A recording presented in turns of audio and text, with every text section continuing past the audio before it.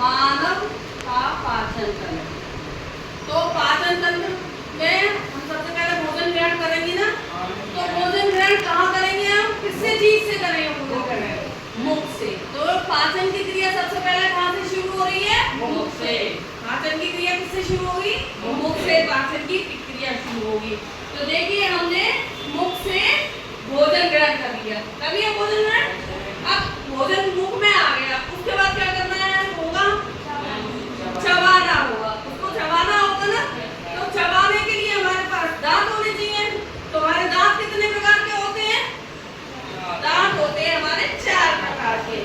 कृंतक यानी कि इंसिजर, रदनक यानी कैनाइन, अग्रचर्वणक यानी प्रीमोलर, चर्वणक यानी मोलर। अब इनके काम क्या है? ये कृंतक दांत क्या काम करते हैं? कृंतक दांत काटने का काम करते हैं। और ये रदनक दांत फाड़ने का काम। काटने का काम कैसे? जैसे कि हम सेब खा रहे हैं तो सेब को आगे से काटेंगे ना, और गन्ना खा रहे हैं तो गन्ना छीलेंगे तो क्या करेंगे हम? रदनक दांत से ऐसे करके छीलते हैं ना। तो काटने में कृंतक दांत, फाड़ने में रदनक दांत, और चबाने में अग्रचर्वणक और चर्वणक दांत, जो कि भोजन को पीसते हैं। ठीक है, दांत समझ में आ गए? दांत कितने प्रकार के होते हैं? 4 प्रकार के।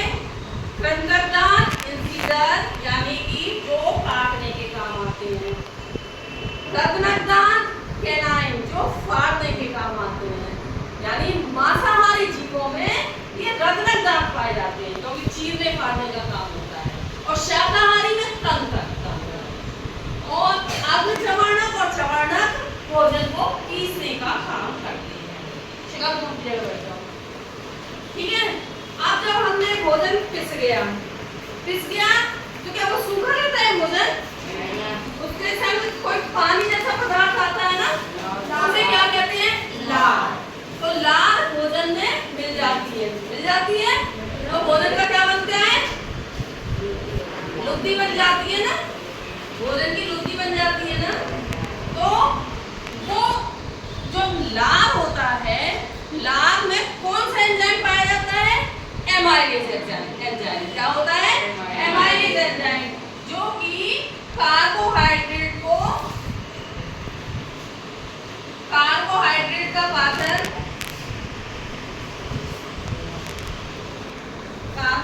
का पाचन करती है। कौन से एंजाइम? एमाइलेज एंजाइम कार्बोहाइड्रेट का पाचन करती है। तो पूर्ण पाचन नहीं होता, कुछ मात्रा में इसका पाचन हो जाता है और कार्बोहाइड्रेट बदल जाता है माल्टोज में। किसमें? माल्टोज में बदल जाता है। अब जो हमारी लुद्दी होती है, भोजन की लुद्दी होती है, वो आती है मुख द्वार से ग्रास नली में। आती है ग्रास नली में। तो ग्रास नली में क्या मूवमेंट? जैसे ये ग्रास नली है हमारी, इससे भोजन यहाँ आया, ठीक है, तो उसमें मूवमेंट होता है, ऐसे करके ऐसे करके ऐसे करके आता है, ऐसे करके भोजन आता है। ठीक है, जैसे हमने भोजन यहाँ रखा, उसके बाद ऐसे करते हैं तो ये यहाँ आया, फिर हमने ऐसे किया, ये फिर इधर आया। ऐसे इस मूवमेंट को कहते हैं पेरिस्टाल्टिक मूवमेंट। इस मूवमेंट से भोजन आता है हमारा आमाशय में। कहाँ जाता है? आमाशय में। लेकिन इससे पहले हमें एक बात और बतानी है। ग्रास नली में से ही हमारी श्वसन की क्रिया होती है और यहीं से हमारा भोजन का होता है। तो अब कभी कभी आपने देखा होगा भोजन करते करते हमें फंदा लग जाता है। क्यों लग जाता है? कि हाँ, भोजन हमारा श्वसन नली में चला जाता है। तो श्वसन नली में जब हम भोजन खाते हैं तो जनरली श्वसन नली में क्यों नहीं जाता है? जब दोनों की जगह एक ही है, हवा की जगह भी वही है और पाचन करने की जगह भी वहीं से हो रहा है, तो क्यों नहीं होता है ऐसा? वो ऐसा इसलिए नहीं होता क्योंकि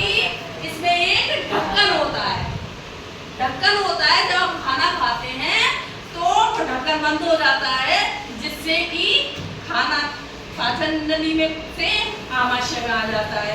अगर बाई चांस ढक्कन थोड़ा सा खुला रह जाए तो वही भोजन हमारा श्वसन नली में पहुंच जाता है, जिससे कि हमें खांसी आने लगती है। तो वो ढक्कन का क्या नाम है? एपिग्लॉटिस। उस ढक्कन का नाम क्या है? एपिग्लॉटिस, जो कि ग्रसनी में पाया जाता है एपिग्लॉटिस। ठीक है, फिर इसके बाद भोजन आ गया आमाशय में। ठीक है, आमाशय में भोजन आ गया तो अब क्या होगा? आमाशय में भोजन आने पर हाइड्रोक्लोरिक अम्ल रिलीज होगा। ठीक है, हाइड्रोक्लोरिक अम्ल निकलेगा। जो क्यों निकलेगा? क्योंकि हाइड्रोक्लोरिक अम्ल भोजन के साथ जो बैक्टीरिया पहुंचे हैं उनको नष्ट कर देगा। ठीक है, और इधर प्रोटीन का पाचन होता है तो पेप्सिनोजेन जो होता है वो इनएक्टिव एंजाइम है। जब HCl मिल जाता है तो वो क्रियाशील पेप्सिन में बदल जाता है और यहाँ पर प्रोटीन का पाचन करके पॉलीपेप्टाइड्स बनाता है। प्रोटीन का पाचन करके क्या बनाता है? पॉलीपेप्टाइड्स। प्रोटीन का पाचन कौन करता है? पेप्सिन। और क्या बनाएगा? पॉलीपेप्टाइड। पॉलीपेप्टाइड। ठीक है, पहले कार्बोहाइड्रेट का हुआ तो माल्टोज बना एमाइलेज एंजाइम की उपस्थिति में, फिर प्रोटीन से पेप्सिन एंजाइम की उपस्थिति में प्रोटीन का पॉलीपेप्टाइड बन गया। अब ये भोजन कहाँ आएगा? छोटी आंत में। कहाँ आएगा? छोटी आंत में। तो छोटी आंत में बहुत सारे एंजाइम रिलीज होते हैं। कौन कौन से एंजाइम? एक तो यकृत में बना हुआ पित्तरस। पित्तरस कहाँ बनता है? यकृत में। यकृत में पित्तरस बनता है। ठीक है, पित्तरस। और ये पित्तरस इकट्ठा कहाँ होता है? पित्ताशय में। कहाँ पर? पित्ताशय। तो पित्ताशय से ये पित्तरस छोटी आंत में आ जाता है। तो यहाँ पर किसका पाचन करेगा? वसा। पित्तरस किसका पाचन करेगा? वसा। वसा को क्या बदल देगा? फैटी एसिड में या अमीनो अम्ल में। अमीनो अम्ल में। तो वसा किसको वसा किसमें बदल जाएगी? अमीनो अम्ल में। और यहाँ अग्न्याशय है, ये अग्न्याशय है, इससे बहुत सारे जूस निकलते हैं, बहुत सारे रस निकलते हैं। एक तो निकलता है इंसुलिन। इंसुलिन क्या है? अग्न्याशय को हम मिश्रित ग्लैंड कहते हैं, मिश्रित ग्रंथि कहते हैं, क्योंकि ये एक नलिका विहीन ग्रंथि का काम भी करती है और नलिका सहित ग्रंथि का भी काम करती है। नलिका विहीन ग्रंथि के रूप में ये इंसुलिन का स्राव करती है, जिससे कि मधुमेह रोग हो जाता है अगर इंसुलिन की कमी हो जाती है।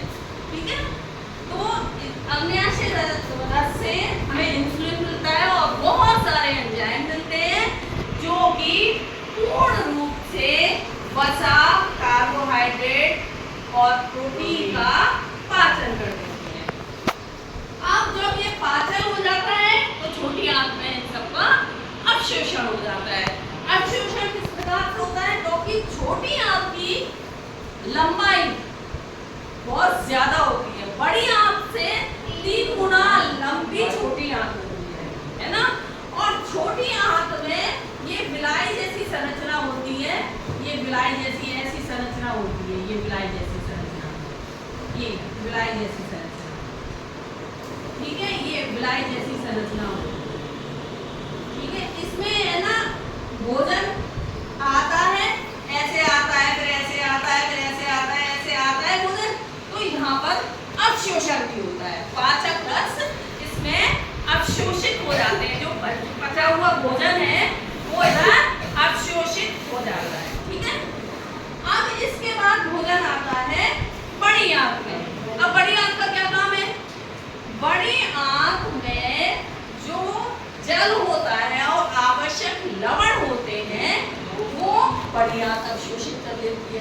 इसके बाद भोजन मलाशय में आता है। सब कुछ अवशोषित हो चुका, पूर्ण पाचन हो चुका। पूर्ण पाचन कहाँ होता है? छोटी आंत में। पूर्ण पाचन का होता है छोटी आंत में। और मलाशय में जब भोजन आ जाता है तो गुदा मार्ग के द्वारा मल को बाहर निकाल दिया जाता है। तो हमारे शरीर की सबसे बड़ी ग्रंथि कौन सी है? यकृत। सबसे बड़ी ग्रंथि है यकृत हमारी, जिसमें कि हमारा पित्तरस बनता है और इकट्ठा होता है पित्ताशय। ठीक है, ये सारी बातें समझ में आ गई? एक बार फिर से रिपीट करते हैं। पहले भोजन मुख के द्वारा मुखवा में आता है, फिर दांतों से भोजन को पीसा जाता है, उसमें लार मिल जाती है। लार मिलने से लार में होता है एमाइलेज एंजाइम, जो कि कार्बोहाइड्रेट को माल्टोज में बदल देता है। फिर भोजन की लुद्धि दांत नली से होती हुई आमाशय में आती है। आमाशय में हाइड्रोक्लोरिक अम्ल निकलता है, जो कि हानिकारक बैक्टीरिया को मार देता है और इनएक्टिव पैथोजन को पैथोजन क्रियाशील पैथोजन में बदल देता है और प्रोटीन पॉलीपेप्टाइड्स में बदल जाते हैं। ठीक है, इसके बाद भोजन छोटी आंत में आता है। छोटी आंत में बहुत सारे एंजाइम्स रिलीज होते हैं, जैसे यकृत में बना पित्तरस, जो कि पित्ताशय में इकट्ठा होता है, वो छोटी आंत में आ जाता है, जो वसा का पाचन करता है और वसा के पाचन से अमीनो अम्ल बनता है। इसके बाद इसके अलावा अग्न्याशय रस में विभिन्न प्रकार के एंजाइम्स आते हैं, जो कि प्रोटीन, वसा, कार्बोहाइड्रेट का पूर्ण पाचन कर देते हैं और अग्न्याशय से निकलने वाले इंसुलिन हमारी शरीर में बॉडी को शर्करा को कंट्रोल करती है। इसके बाद संपूर्ण पाचन हमारा कहाँ हो जाता है? छोटी आंत में हो जाता है और जल आदि का अवशोषण बड़ी आंत में हो जाता है। इस प्रकार वेस्ट जो बचता है वो मलाशय में इकट्ठा हो जाता है और गुदा मार्ग से बाहर निकाल दिया जाता है।